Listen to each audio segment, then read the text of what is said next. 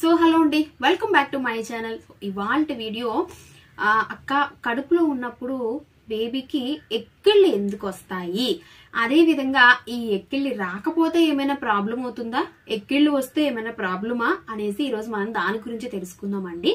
So మనం ఏంటి అంటే పిల్లలకి ఈ ఎక్కిళ్ళు అంటే కడుపులో ఉన్నప్పుడే, సో మీరు ప్రెగ్నెన్సీలో ఉన్నప్పుడే పిల్లలకి ఎక్కిళ్ళు అనేది రావడం అనేది ఖచ్చితంగా సహజమే అనమాట. కాకపోతే కొన్ని మనకు కొన్ని అంశాలు అనేవి కూడా ఉంటాయి. సో అవేంటే మీకు ఇప్పుడు చెప్తానమాట.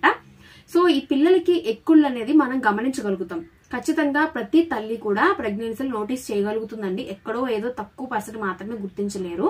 సో ఈ ఎక్కిళ్ళు రావడం అనేది మనకు ఫస్ట్ ట్రైమిస్టర్ నుంచే స్టార్ట్ అవుతుంది. కానీ మనకు పెద్దగా తెలియకపోవచ్చు పిల్లలు చిన్నగా ఉండడం వల్ల. కానీ లోపల బేబీ పెరిగే కొద్దీ మాక్సిమం 32 వారాల సమయానికి ఖచ్చితంగా ఈ ఎక్కిళ్ళు వస్తున్నాయి బేబీకి అనేది మనం గుర్తించగలుగుతామండి. సో 32 వారాల తర్వాత కూడా ఒక్కసారి కూడా ఎక్కిళ్ళు రాలేదండి, మేము ఎప్పుడు గుర్తించలేకపోయాము అని అంటే ఎక్కిళ్ళు వచ్చి ఉండొచ్చు, మీరు గుర్తించలేకపోవచ్చు. అసలు ఎక్కిళ్ళే రాలేదు అంటే ప్రాబ్లం ఉండి ఉండొచ్చు. సో ఇప్పుడు మనం అసలు ఎక్కిళ్ళు ఎందుకు వస్తాయి అనేది మనం చూద్దాం. సో ఈ ఎక్కిళ్ళు అనేది చాలా కామన్ అండి. సో బేబీ యొక్క లంగ్స్ అనేది మంచిగా డెవలప్ అవుతాయి. బేబీ తీసుకునే ఫుడ్ అనేది మంచిగా బేబీకి అరగడానికి ఈ ఎక్కిళ్ళు అనేది చాలా వరకు తోడ్పడతాయి. సో కడుపుతో ఉన్నప్పుడే కాదు, ఆఫ్టర్ డెలివరీ తర్వాత కూడా పిల్లల్లో ఈ ఎక్కిళ్ళు అనేది మనం చాలా వరకు గమనిస్తూనే ఉంటాం. సో అదే విధంగా ఈ ఎక్కిళ్ళు అనేది ఎందుకు రావు అందరిలో అంటే కొంతమందిలో లంగ్స్ అనేది సరిగ్గా డెవలప్ అవ్వకపోయినా రావండి. అదే విధంగా ప్రాపర్ గా మనకు బాడీలో వాటర్ అనేది సరిగ్గా లేకపోయినా, బేబీకి సరిపడంత వాటర్ కంటెంట్ అనేది లేకపోయినా, ఫుడ్ అనేది మీరు మంచిగా తీసుకోకపోయినా కూడా పిల్లల్లో ఈ ఎక్కిళ్ళు రావడం అనేది మీరు గమనించలేకపోవచ్చు. కొంతమంది ఎక్కువగా స్ట్రెస్ అవుతూ ఉండడం, ఇలాంటి ప్రాబ్లమ్స్ అవ్వడం వల్ల కూడా పిల్లల్లో ఎక్కిళ్ళు రావడం అనేది మీరు పెద్దగా గమనించలేరు. సో అందువల్ల ఈ ఎక్కిళ్ళు రావడం ప్రెగ్నెన్సీలో అనేది సర్వసాధారణం అండి. 32 వారాలకు కూడా మనకి బేబీ యొక్క ఎక్కిళ్ళు అనేది మనం ఖచ్చితంగా గుర్తించాలి.